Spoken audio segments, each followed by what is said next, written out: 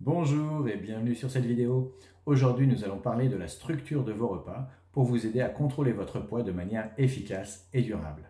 Je m'appelle Sylvain Goldschmidt et je suis votre coach bien-être. Alors, la semaine dernière, au cours de la vidéo précédente, nous avons parlé de la balance énergétique, c'est-à-dire de la différence entre vos apports et vos dépenses en termes de calories. Nous avons aussi vu que se concentrer sur les calories, ce n'est pas ce qu'il y a de mieux à faire. Il faut prendre aussi en compte la densité nutritionnelle, c'est-à-dire la qualité de ce que vous mangez en termes de vitamines, minéraux, glucides, protéines, lipides. Car sinon, vous risquez de perdre vos muscles et conserver votre graisse. Et forcément, ça n'a pas du tout le même impact sur la silhouette. Alors aujourd'hui, la première question à laquelle on va répondre dans la structure des repas, c'est combien de repas il faut manger par jour? Eh bien la réponse, c'est 4 ou 5. Le fait de faire des repas plus fréquents mais plus légers, ça va vous permettre d'une part de soulager votre système digestif. Ça va vous permettre aussi de moins manger lors des repas principaux. Enfin, ça vous permet de maintenir une énergie constante tout au long de la journée et d'aider à contrôler votre glycémie et le grignotage. Alors il y en a beaucoup qui me disent mais moi Sylvain j'ai tout le temps faim, ou alors d'autres qui me disent mais moi c'est pas possible, je peux rien avaler le matin. Mais il faut savoir que notre estomac, c'est notre deuxième cerveau. Et on ne peut pas l'écouter si on ne l'a pas dompté d'abord. Et petit à petit, il va falloir venir ou revenir à des habitudes saines. Parce que quand vous étiez enfant ou quand vous étiez bébé, forcément, vous aviez des repas réguliers et tout au long de la journée. Alors, comment gérer ces apports au niveau calorique tout au long de la journée? Avant, on pensait qu'il fallait petit déjeuner comme un roi, déjeuner comme un prince, dîner comme un pauvre. C'est pas tout à fait vrai. Votre petit déjeuner doit apporter à peu près un quart, c'est-à-dire 25% de vos apports nutritionnels sur la journée. D'accord? La collation du matin, si elle peut être évitée, mais elle ne doit pas dépasser 5% en tout cas des apports nutritionnels de la journée. Le déjeuner, c'est vraiment le repas le plus important. Il doit apporter plus du tiers de ce qu'on doit avoir dans la journée, 35% en moyenne. Le goûter, c'est à peu près 15% et le dîner, 20%. Alors, qu'est-ce que c'est que l'équilibre nutritionnel? Mettre de l'équilibre nutritionnel, c'est déjà mettre de la couleur dans son assiette. C'est des protéines à chaque repas et des apports en protéines supplémentaires quand on fait du sport juste après son effort. C'est porter son attention sur les fibres aussi et sur les oméga 3, notamment par exemple avec des graines germées ou alors des apports de poissons. Les féculents sont un aliment plaisir et du coup ils sont facultatifs. On n'est pas obligé d'en prendre pour être en bonne santé. L'idée, ça va être de manger de tout dans les justes proportions et au bon moment.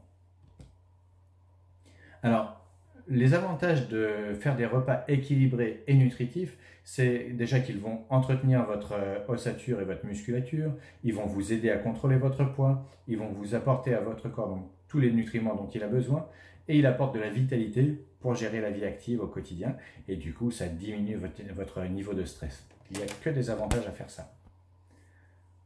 Aujourd'hui, sauter un repas, c'est vraiment un mauvais choix. Et pourtant, il y a 28% des Français qui le font. La plupart d'entre eux sautent soit le petit déjeuner, soit le déjeuner. Et du coup, ça entraîne forcément des compensations et des addictions à des produits qui sont malsains, gras ou sucrés. Ça peut être une addiction au fromage, ça peut être une addiction au chocolat, aux bonbons, etc. La plupart des gens qui sautent un repas vont avoir ce genre d'addiction. Et l'autre effet pervers, c'est que ça ralentit le métabolisme. Ralentir le métabolisme, ça veut dire quoi? Ça veut dire que le corps se met un petit peu en sommeil. Les muscles tournent plus au ralenti, on a moins d'énergie pour faire face aux activités du quotidien. Et du coup, on dépense moins de calories et on va avoir tendance à prendre du poids plus facilement. Alors maintenant, qu'est-ce qu'il faut apporter dans son plat principal? L'idée, déjà, c'est d'avoir une crudité à chaque repas. D'accord? En entrée, ça peut être une soupe de légumes crus, ça peut être un fruit cru ou un légume cru ou des fruits de mer crus. Le soir, on va éviter les viandes. Elles sont mal digérées la nuit, elles vont fermenter, ça va provoquer des gaz nauséabonds.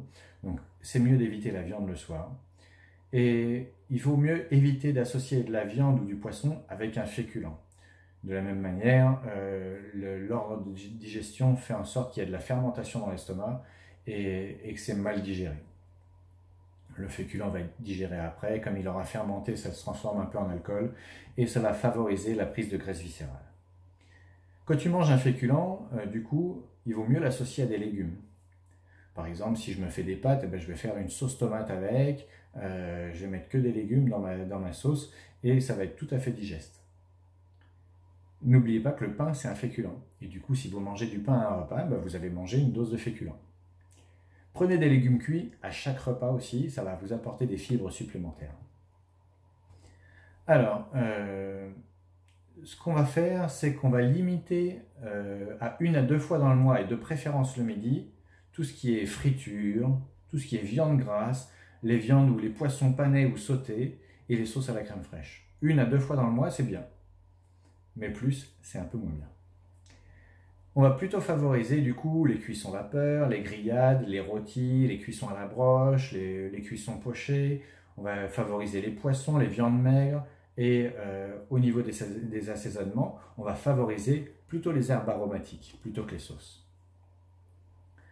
En dessert, on va prendre soit du fromage, 1 à 2 fois par semaine, il n'y a pas de souci, qu'on va accompagner avec une salade et une seule tranche de pain, et qu'on va choisir plutôt du pain complet ou du pain aux graines. En dessert, on peut prendre aussi un fruit cuit, ou du clafoutis, ou une compote. On peut faire des crèmes ou des flancs maison aussi. L'idée dans vos crèmes et vos flancs, c'est qu'il y ait le moins d'ingrédients possible. Donc si jamais vous l'achetez dans le commerce et que vous voyez une liste d'ingrédients qui est longue comme ça, eh ben, vous reposez tout de suite, c'est pas bon pour votre santé. Les desserts que vous allez pouvoir convertir plutôt en collation, c'est les crèmes glacées avec chantilly, les gâteaux à la crème, les îles flottantes, les viennoiseries, tout ça, vous pouvez préférer les manger au goûter. En termes de boissons, on va essayer de favoriser l'eau. L'idée, c'est plutôt de boire en dehors des repas pour éviter de diluer vos nutriments dans l'estomac. Les boissons alcoolisées, on peut en consommer 1 fois par semaine maximum. Et quand on fait un apéro, on va favoriser plutôt une eau pétillante et dans laquelle on va pouvoir mettre des feuilles de menthe, une rondelle de citron, quelques framboises pour aromatiser. Vous pouvez aussi terminer votre repas avec un thé ou une infusion à la place du dessert. Le fait de boire chaud, c'est vraiment bon pour la santé aussi. Quelques astuces maintenant, quand vous allez faire vos courses, ne partez pas le ventre vide. Faites une liste de ce dont vous avez besoin. En période de confinement, là, essayez d'utiliser le drive aussi. Ça vous évite d'aller dans tous les autres rayons et d'acheter des choses qui sont moins bonnes pour votre ligne. Aussi, une autre chose, c'est que les magasins veulent que tu achètes beaucoup. Et les promotions sont généralement sur la malbouffe et pas vraiment sur les fruits et les légumes. Du coup, quand il y a une promotion, c'est souvent le signe qu'il vaut mieux le laisser dans le rayon. Essaye aussi de consommer des légumes inhabituels. Par exemple, du pâtisson, du panais, des rutabagas, des topinambours. Voilà, ça te permet de découvrir des nouvelles choses, d'éduquer ton palais aussi à différentes saveurs et d'apporter surtout des nutriments variés à ton corps. Remplace aussi les aliments à base de farine blanche, comme le pain ou les pâtes, et le riz blanc par des aliments complets. Le fait de prendre des aliments complets, ça va te permettre d'avoir plus de fibres dans ton alimentation. Et les fibres, c'est vraiment très bon, on le verra dans une vidéo ultérieure. Bien sûr, alors du coup, quand tu prends des aliments complets, il vaut mieux qu'ils soient bio parce que tous les pesticides vont être contenus plutôt justement dans l'enveloppe des graines. Enfin, donc les pesticides des produits qui ne sont pas bio, ils vont favoriser la prise de poids. Donc tout ce que je te conseille, c'est de prendre bio. C'est vraiment mieux pour ta silhouette. Quand vous êtes à la maison, ne posez surtout pas le plat sur la table. Ça vous évitera d'être tenté de vous resservir. Utilisez aussi des assiettes qui sont plus petites et des couverts plus petits. Les assiettes plus petites vont être plus remplies et votre cerveau va enregistrer que vous mangez plus. Et des couverts plus petits seront amenés plus souvent à la bouche et de la même manière, votre cerveau va enregistrer que vous êtes en train de manger beaucoup plus et vous serez plus vite rassasié et cette sensation de satiété va durer sur un plus long moment. Quand vous cuisinez des pâtes, du riz, des pommes de terre, comme on l'a dit précédemment, faites toujours des légumes avec. Enfin, Utilisez plutôt des épices et des aromates plutôt que du sel et des sauces. Quand vous cuisinez, cuisinez en grande quantité. Ça vous permettra ensuite de congeler des portions individuelles que vous pourrez ressortir à n'importe quel moment quand vous n'aurez pas le temps ou pas l'envie de vous faire à manger équilibré. Mangez lentement, mastiquez beaucoup et surtout, soyez bien assis à table. On parle de manger en pleine conscience. Ça vous permet en fait de bien enregistrer que vous êtes en train de manger et plus votre cerveau est concentré sur ce que vous faites à ce moment-là et plus il aura enregistré que vous avez bien mangé et votre sensation de satiété va s'étaler sur une plus longue distance. Évitez du coup toute source de distraction. Pas de livre à table, pas de télé, pas de radio, surtout votre smartphone, vous le laissez à distance. Quand votre corps n'enregistre pas qu'il est en train de manger, il vous réclame après. Et quand vous êtes invité à l'extérieur, eh bien, juste avant de partir, vous prenez une pomme ou un pamplemousse. Ces deux fruits ont la propriété d'éviter aux graisses que vous allez manger après d'être stockées. Okay. Et si vous avez le choix, favorisez plutôt les salades que les crudités, essayez de sortir plutôt le midi que le soir, prenez plutôt une entrée et un dessert pour favoriser les aliments crus et n'essayez pas absolument de finir votre assiette. Si vous n'avez plus faim, laissez dans votre assiette ou osez demander un doggy bag. Voilà, se forcer, c'est la porte ouverte au kilo en trop. Enfin, parlez beaucoup, vous profiterez le mieux de vos invités et vous mangerez moins. Et surtout, ne vous resservez pas. Alors, j'ai aussi des questions sur le jeûne intermittent. Qu'est-ce que c'est que le jeûne intermittent? C'est le fait de regrouper ses repas sur une petite durée dans la journée et de laisser une grande partie des 24 heures sans manger. Donc généralement, on va regrouper ces repas sur 8 à 12 heures et donc on va jeûner sur 12 à 16 heures. Le travers de ça, c'est que la mode actuelle est plutôt à supprimer le petit déjeuner. Et ça, c'est vraiment une mauvaise idée. Alors, le jeûne intermittent idéal va démarrer par exemple à 8 heures et se terminer à 18 heures. Et quand on le fait, donc on garde son petit déjeuner à 8 heures, on va manger normalement à midi, on va prendre une collation à 15 heures et on va prendre son dîner à 18 heures.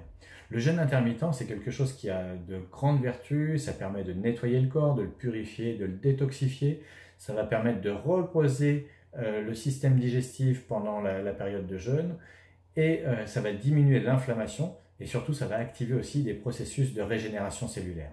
Donc c'est vraiment quelque chose d'intéressant, mais il faut bien le faire.